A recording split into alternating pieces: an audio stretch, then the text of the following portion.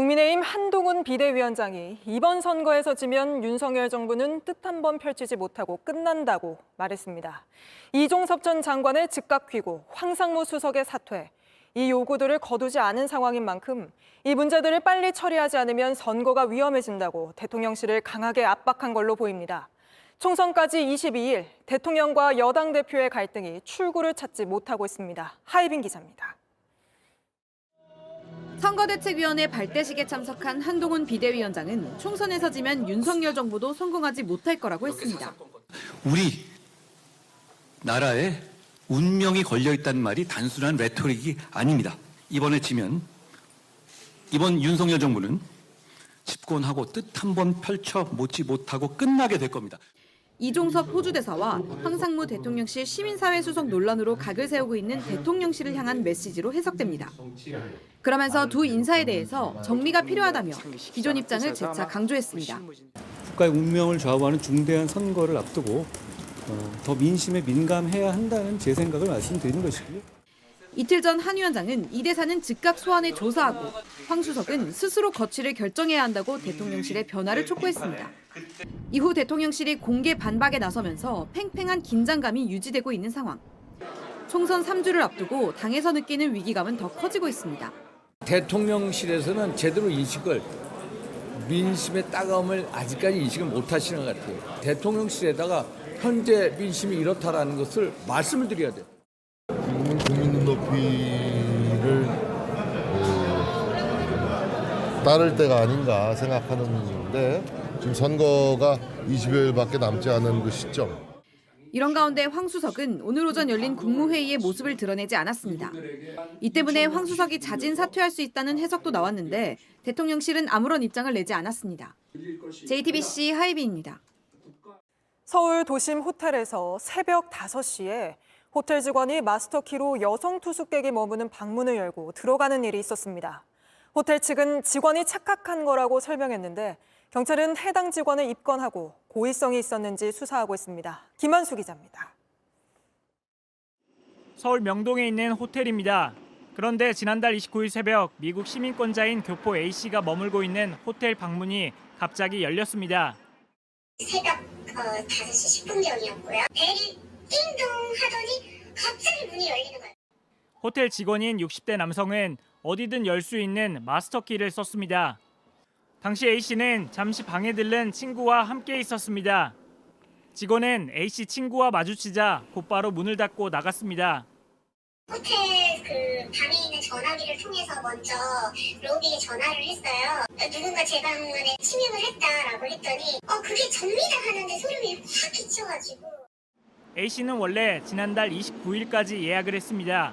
그러다 마음을 바꿔 하루 더 있기로 하고 지난달 27일 숙박을 연장했습니다. 호텔 측은 직원의 착각이라고 설명했습니다.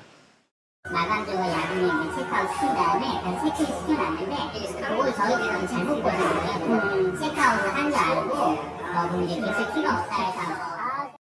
A씨에게 일부 환불도 했다고 덧붙였습니다. 경찰은 주거 침입 혐의로 해당 직원을 입건하고 고의성 여부를 조사하고 있습니다.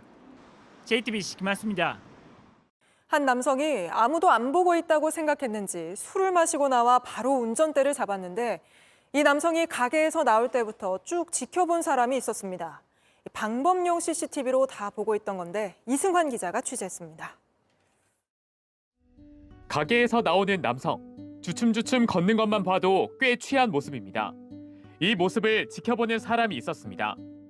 동선을 따라갔죠. 대리를 부를 수도 있겠다. 그러면서 이걸 모르는 남성은 차 주변에서 서성거리더니 기어코 차를 몰기 시작합니다. 차량 번호, 차량 색깔, 차종 메모해놨죠. 출발하길래 바로 신고한 거죠. 자세한 정보가 있어 출동한 경찰은 금방 문제의 차를 발견했습니다.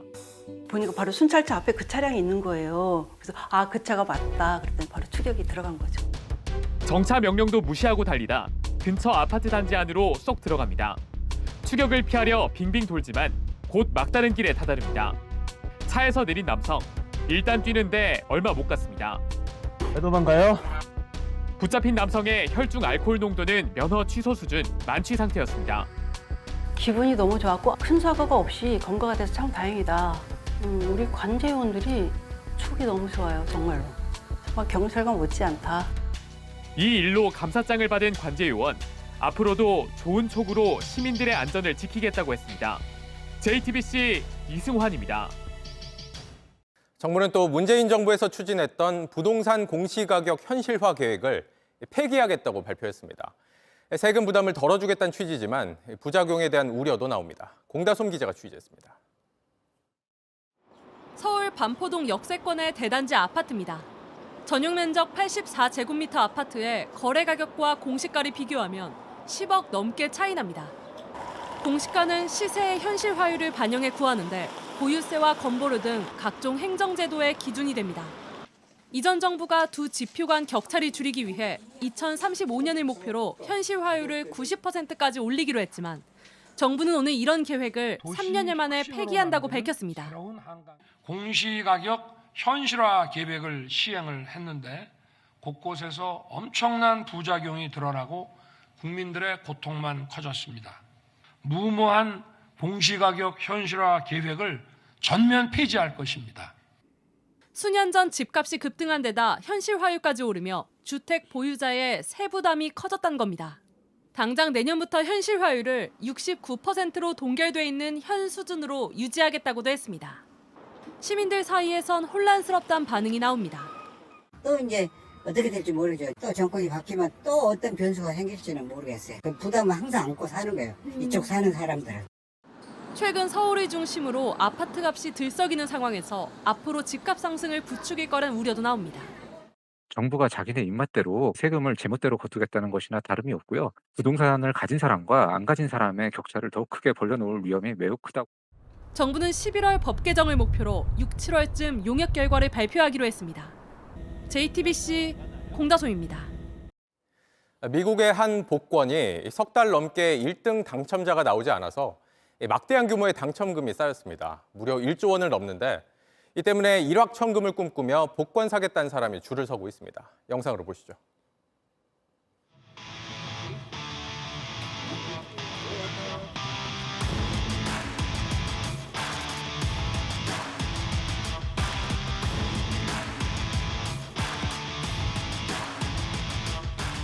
Now, Nomads saw 6 numbers. Tuesday's jackpot could be $875 million.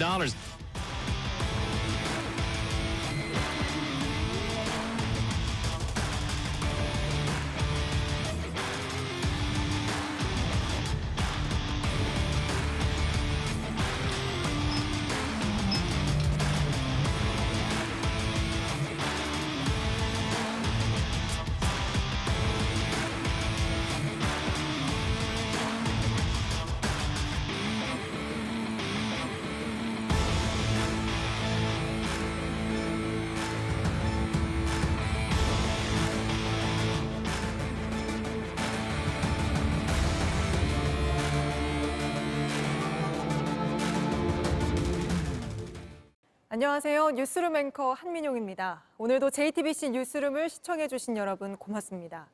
오늘 저녁에도 뉴스의 현장에서 찾아뵙겠습니다.